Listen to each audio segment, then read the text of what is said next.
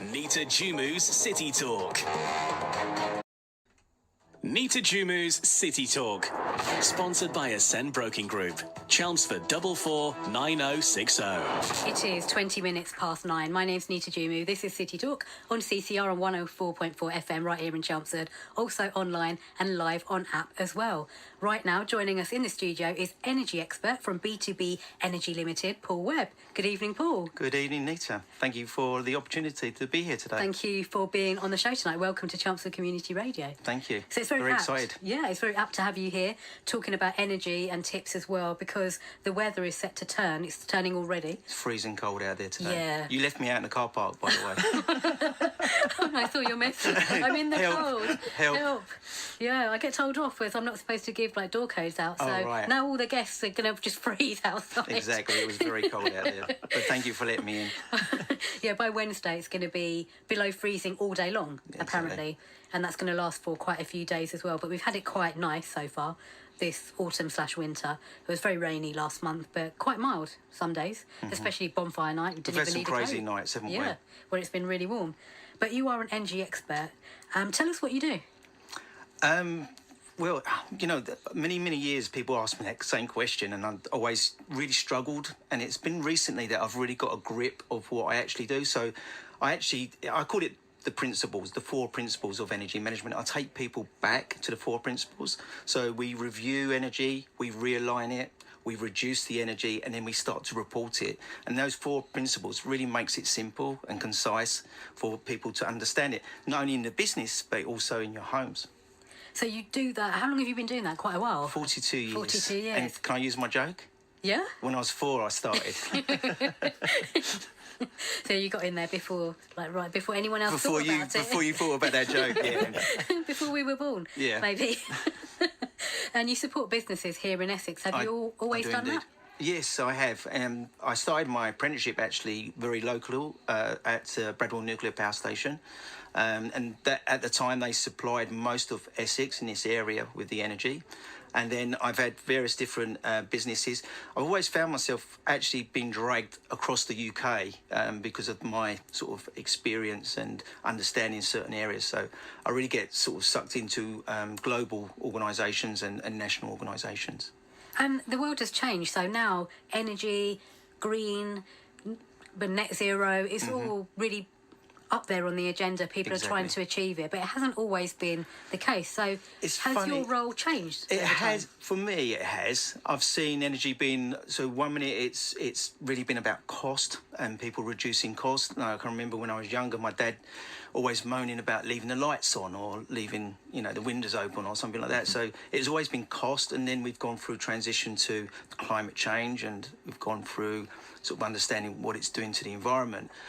Now we're going back into cost again because of the energy crisis that we're subjected to now.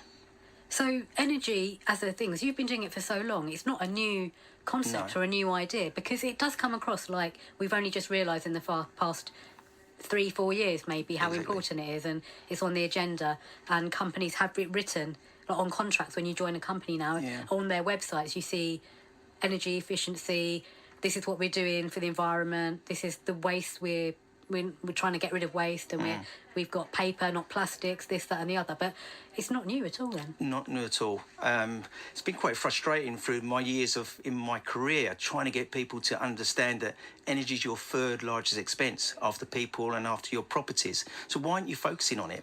And, you know, some of the organisations I've worked with used to say, well, I make all this money just by putting my product out there, or, you know, keeping my staff happy so they can deliver whatever their services are. So it's always been that pretty tough sort of thing to sort of get over, and you can't touch energy, you can't feel it. So how do I sell energy? That's why I've brought it back to this simple, the 4 principles basically.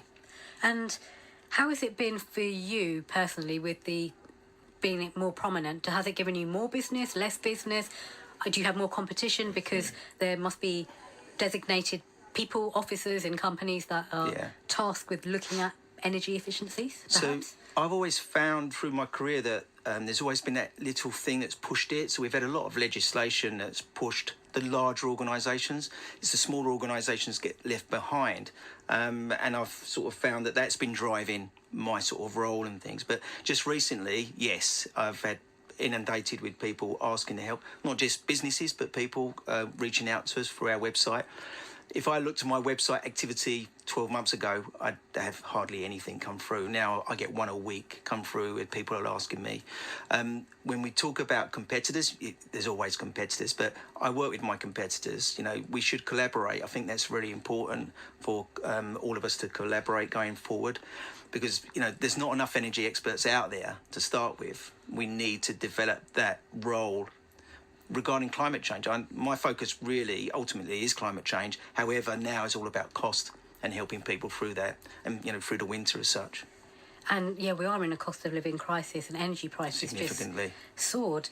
Did you predict that, or had the scenario where you thought it could happen? I don't want to sort of blow my own trumpets up as such, but I've been predicting this since October. I've been talking about this. I've been sort of, you know, I've written a lot of books on the subject. I've written a lot of sort of crisis support, some documents I've been posting out. So I post a lot on the likes of LinkedIn, YouTube, etc. So I've been sort of stating this, and it isn't. So if we go back in time to the summer, we didn't have much sun and we didn't have much wind, so we wasn't generating enough renewables. What that did put pressure on the gas lines. Right. Now the government took away subsidies to reduce the amount of investment into storage, so we couldn't store enough gas. So what that did put load on our gas, so we didn't have enough gas. Going into winter, we used all our gas up, so then energy then started to go up. We then had a fire in one of the interconnections, and then all the pressure started. We had the boat that got stuck in the canal. Do you remember that? And all the boats were having to go around different areas. So all these different things were knock-on effects regarding this crisis. And then obviously the Russian and Ukraine issues, and that's put even more pressure on the supply of gas. So I know this is all very complex and very sort of involved, but that is really where it's all come from regarding the pressure on our energy prices. And why we all need to be much, much more careful. Exactly. We should have been in the first place, but now is the time to actually really focus on it. Definitely. Companies' bills must have gone up significantly. 450% increases I've seen. Wow. One of my clients that were paying 1.3 million on their energy, they're now paying 5.4 million on their energy. It's a significant increase. Their energy bill used to be £100,000. It's now £500,000. So I used to speak to that CEO, and he used to say, oh, you know, what do? We can't get people to turn lights off. He's going round now, turning lights off, because it's important to him to do that, because he sees that energy bill. So that's how it's affected all businesses now, definitely. Wow. So are there examples that you're proud of, in particular, where you've gone in somewhere and you've really reduced their costs, made them more efficient? There is quite a few examples I can give around sort of lighting, for instance, and I can give you one example. So we got called in to a commercial company, and we looked at the data. So I go back to my 4 principles. We done the review, and I looked at the review and I said, Mr. Client, I see that you work Saturdays and Sundays. He says, oh, no, we don't work Saturday and Sundays. I said, well, your data shows you do. He said, in fact, we don't work Fridays. So when we looked at it, we actually saved him on these controls of his system. We shut them all down, and that's 3 days worth of energy savings. We saved him 27% on his energy just by reviewing his time clocks, basically. So there might be something that's simple. Yes. I call them golden nuggets. Yeah. There's a load of Quick golden wins. nuggets. Quick wins, Yeah. low-hanging fruit. Exactly. And what do you think of groups like Extinction Rebellion? Do you think they just do you down because they anger people, they annoy people because they're blocking paramedics and ambulances? I think there's a way to deliver this. So my ways, I've got a podcast, I do a lot of social media, I talk a lot about energy, I do exhibitions, etc. There is a way of delivering that story. Yes, my ultimate gain is climate change, but everyone's got their own way of getting that message over.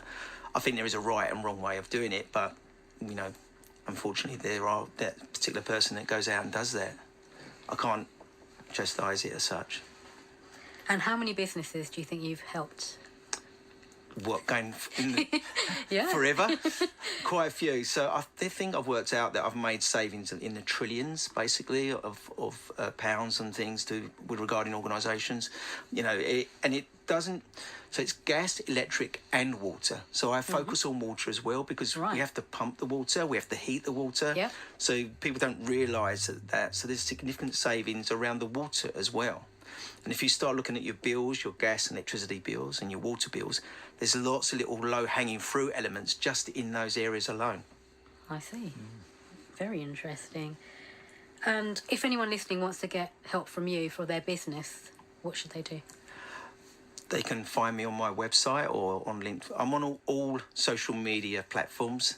Type in Paul Webb Energy Expert. I come up on there. And you also train people to be energy experts as well. I've got quite a few people I've actually trained on the process of energy management. That's what I want to give back.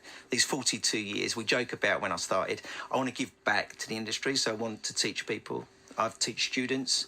I don't charge for that. And I teach...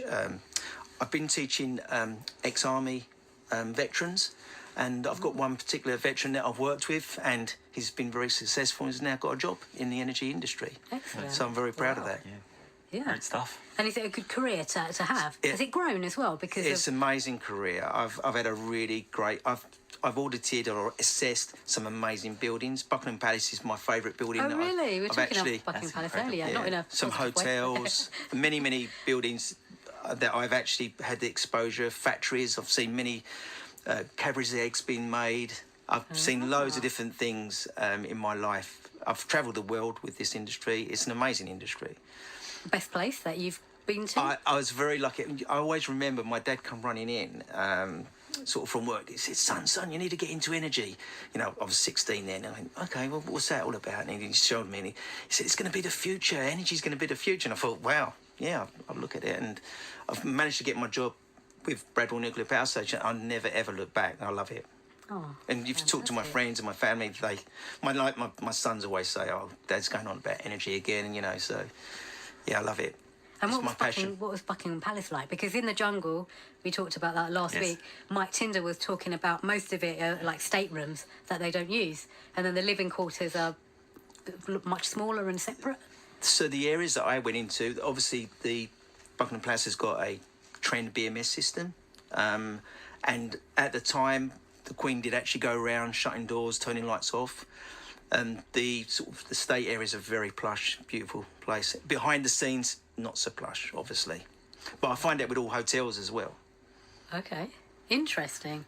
So, can you give us some tips for anyone listening? What can we do with quite a few tips that I'd like to sort of run. So first of all, you can't manage what you don't measure. So start looking at your bills, start putting them onto a spreadsheet, putting them into a table, and start understanding how much you're using your energy. And when you look at your bill, look at your rate, look at the have you got estimated billing?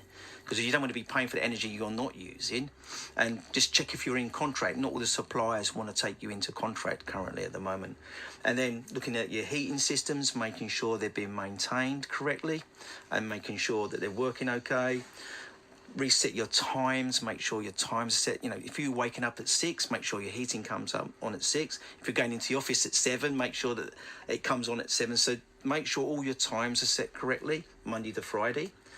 Check insulation, make sure that you want to be heating the areas that you're living in. Not it's nice to have a warm airing cupboard, but maybe that means that you haven't got the right level of insulation in there. There's also looking at... sort of reviewing your radiators as such. So when you've got your radiators, make sure you've got even heat on them. If there's cold spots, it needs bleeding. And obviously, again, it's wasted efficiency. That's when you turn it and get the air out. You then bleed it, yeah. If you wanted to know more about the bleeding side and radiator, you can go onto YouTube. There's lots of tips around those. Sort of make sure doors and windows are shut. There's no drafts, etc. And just sort of making sure, maybe pull your curtains more. I know it's dark out there at the moment, but it's nice to be nice and cosy and have them curtains pulled if they're long drapes. It keeps the heat in as well. And lastly, really, I think this is quite important, is just to dress appropriately. You know, when you're in there, don't walk around in your boxer shorts or whatever and then say you're cold and put the heating up. It's, you know, wear a jumper and just wear sensible clothing. Just to make sure that you're not wasting that heat, really. Yeah. So they're just the sort of the quick wins, really, that I would throw out there. I've actually done a lot of things. I don't have lighting on in certain areas of my house now, where I used to have. I've changed my heating from just normal electric heating to infrared. So there's lots of technologies out there to invest in. So sometimes you can invest to save. I've saved probably about 65% of my energy over the last couple of months just by really drilling into it, not putting the lights on so much, doing my immersion heater, making sure I've got the hot water, not got it on all the time, just the hours I need it. So there's lots of little things you can do, which I call you said earlier, they're like the low-hanging fruit. There's lots of things you can focus on to actually make those savings yourself. Brilliant. Thank you so much. I've got many, many more. And just a message for businesses, I've got some Yes. books here that, by all means, they can ring in. There's free copies of my book that they can use. Excellent. So once again, what's your website if anyone wants to contact you, So get a book, talk to you? It's very simple. It's b2benergy.co.uk. Thank you very much, Paul Webb. Thank and you very before we much. let you Broadcasting from the home of radio. This is CCR. Listen to this.